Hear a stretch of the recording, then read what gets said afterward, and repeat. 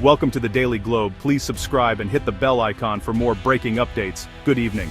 Tonight we bring you a story that marks a turning point in the security landscape of Asia, a development that could reshape the balance of power in the Indo-Pacific for years to come.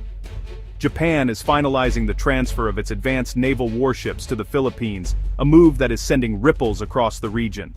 This is not just a routine military transaction. It is a significant gesture that signals a new era of cooperation between two key maritime nations. The transfer comes at a time when the Indo-Pacific is witnessing heightened tensions, particularly in the contested waters of the South China Sea, where territorial disputes and military posturing have become increasingly common. This agreement is more than a simple exchange of military hardware.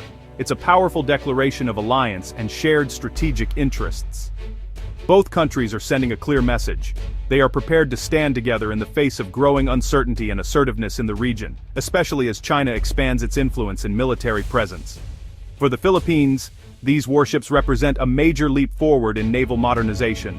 With these vessels, the Philippine Navy will be better equipped to patrol its vast and often contested maritime borders, protect its fishermen, and assert its sovereignty in disputed areas. This upgrade is crucial for a nation that has long struggled to keep pace with the rapid militarization of its neighbors. For Japan, this marks a historic milestone. It is the first time Tokyo is exporting a major combatant warship, reflecting a dramatic shift in its post-war security policy. By taking this step, Japan is embracing a more proactive role in regional security, moving beyond its traditional self-defense posture to actively support its allies and partners. This transfer is just one example of a much broader realignment underway in Asia. As the strategic environment evolves, nations are forging new partnerships and strengthening old ones to counterbalance the growing assertiveness of regional powers, most notably China. The Indo-Pacific is becoming a complex web of alliances, with countries like Japan and the Philippines at the forefront of this transformation. In the coming moments, we'll delve deeper into this landmark agreement, exploring how two former adversaries have overcome a difficult history to become close security partners. We'll examine what this means for the future of Asia's maritime crossroads, and how their cooperation could shape the region's stability, prosperity, and peace in the years ahead. To understand today's news, we must look back at the fraught history between Japan and the Philippines. Decades after World War II, their relationship was rebuilt on economics, with defense cooperation off limits, until the rise of China's maritime ambitions changed everything. Shared concerns over the South China Sea transformed their partnership, leading to Japanese patrol boats, surveillance aircraft, and a landmark reciprocal access agreement. The transfer of Abukuma-class warships is the culmination of this journey, a testament to how shared interests can overcome bitter legacies. Former enemies are now indispensable allies, forging a powerful partnership in response to the shifting Indo-Pacific landscape. At the heart of this deal are the Abukuma-class destroyer escorts, vessels that once pioneered stealth for Japan's navy. Though over 30 years old, they're a major upgrade for the Philippine fleet, especially in anti-submarine and anti-surface warfare. Japan will remove sensitive systems before transfer, leaving the Philippines to refit and rearm the ships to their needs. This approach gives Manila flexibility and a solid platform for modernization. At 109 meters long, these ships will be among the largest and most capable in the Philippine Navy. They'll enable longer, more effective patrols in the challenging waters of the South China Sea. Finalizing this agreement required careful diplomacy and planning. The Philippines receives the ships for free, but must fund their refit, rearmament, and long-term maintenance. A joint development project framework allows Japan to navigate export restrictions, while offering Manila favorable financing and security assistance. As of December 2025, the Philippines plans to acquire 3 of the 6 available vessels, taking a phased approach to manage integration.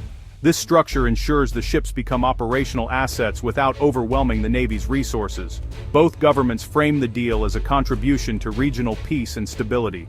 The partnership's success hinges on innovative financing, methodical planning, and shared commitment. This transfer is more than just a symbolic gesture, it's a calculated strategic move, strengthening a growing coalition of nations that are increasingly wary of China's assertive maritime expansion. By handing over these vessels, Japan and the Philippines are sending a clear message. Regional security is a shared responsibility, and cooperation is essential in the face of rising tensions. The ceremony itself, attended by high-ranking officials from both countries, underscores the significance of this partnership and the mutual trust being built between their navies. While 3 ships alone won't dramatically tip the balance against China's massive navy, they represent a meaningful boost to the Philippines' ability to defend its territorial waters and deter potential aggression. These vessels will enhance maritime patrols, improve surveillance capabilities, and provide a visible deterrent presence in contested areas like the South China Sea. For the Philippines, this transfer is a step toward modernizing its fleet and asserting its sovereignty, giving its sailors new tools to protect their nation's interests. For Japan, this marks a significant shift from its traditionally passive diplomatic stance to a more proactive role as a security provider in the region. By supplying these ships, Japan is reinforcing its vision of a free and open Indo-Pacific, where international law and freedom of navigation are respected. This move also signals Japan's willingness to take on greater responsibility for regional stability, aligning its defense policies with those of like-minded partners, and demonstrating its commitment to peace and security beyond its own borders. The deal sends a powerful signal to both allies and adversaries. Regional democracies are not acting alone, but are actively collaborating to uphold a rules-based order.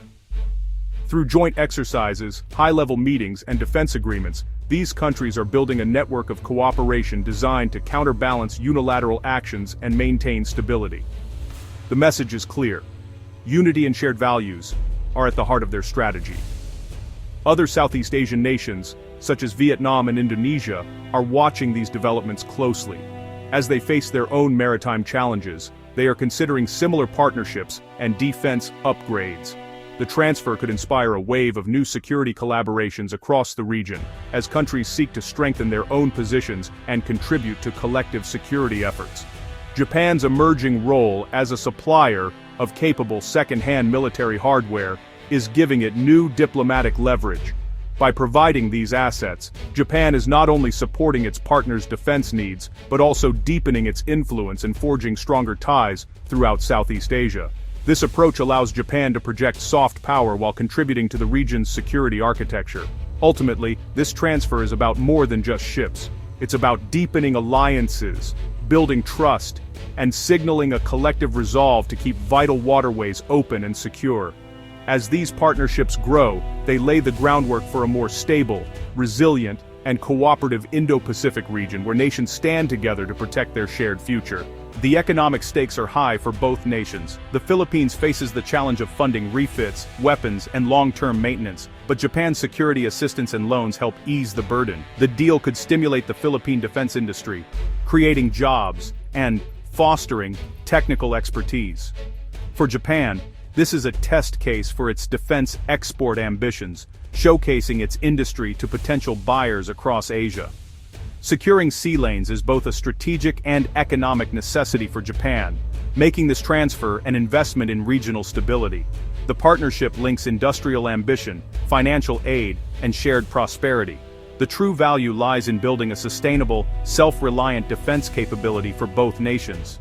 Defense experts from across the region have weighed in, and there is broad agreement that this transfer represents a pragmatic and timely solution to the Philippines' long-standing capability gaps. Many analysts highlight that, given the evolving security landscape in the Indo-Pacific, such moves are not just beneficial, but necessary for regional stability.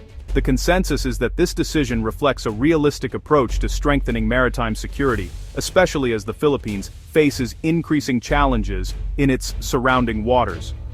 The Abakuma-class ships, with their proven track record in anti-submarine warfare and patrol operations, are expected to significantly enhance the Philippine Navy's operational reach. Experts point out that these vessels bring advanced sonar systems and robust endurance, making them well-suited for the archipelago's vast maritime domain. However, their true value will only be realized if the ships are successfully refitted to meet local requirements and seamlessly integrated into the existing fleet structure. Analysts caution that the real challenge lies not just in acquiring these ships, but in sustaining them over the long term. The Philippine Navy's fleet is rapidly expanding and becoming more diverse, which complicates logistics, maintenance, and crew training. Ensuring that these new assets remain operational and effective will require significant investment in infrastructure and technical expertise. Logistics, maintenance, and training are critical pillars for success. Without a robust support system, even the most advanced ships risk becoming underutilized or sidelined due to technical issues. Experts stress the importance of ongoing training programs for sailors and technicians, as well as the need for a reliable supply chain for spare parts and equipment. These behind-the-scenes efforts are essential to ensure the ship's long-term effectiveness. The prevailing mood among analysts is one of cautious optimism. While the strategy behind the transfer is sound and aligns with broader regional security goals, the ultimate outcome will depend on how well the Philippines can execute the necessary upgrades, training, and support.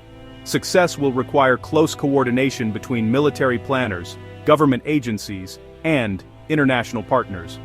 This deal is widely seen as a milestone in the deepening alliance between Japan and the Philippines. It marks a significant step forward in their security partnership and sends a strong signal of commitment to peace and stability in the Indo-Pacific region. The agreement also reflects a growing trend of regional cooperation in response to shared security challenges.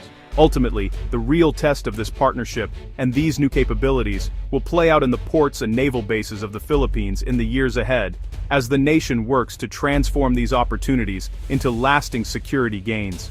The Philippine Navy faces major hurdles: infrastructure, logistics, and human resources. Only a few bases can handle ships of this size, and the Navy's diverse fleet complicates maintenance and supply chains. Integrating Japanese-built ships with new weapons and systems adds to the logistical puzzle. Recruiting and training skilled crews is as vital as acquiring hardware, requiring years of investment. Sustainable funding is essential. Without it, these ships could become costly liabilities.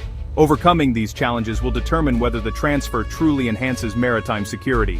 The success of modernization depends on long-term commitment, not just new ships. The transfer of Japanese warships to the Philippines marks a turning point in Indo-Pacific security. It's a symbol of reconciliation, a response to shared threats, and a bold step toward a new regional order. For Japan, it's a move beyond post-war constraints. For the Philippines, a leap in naval capability. The Abukuma-class ships provide a foundation for future growth, but the real challenge lies in integration and sustainment.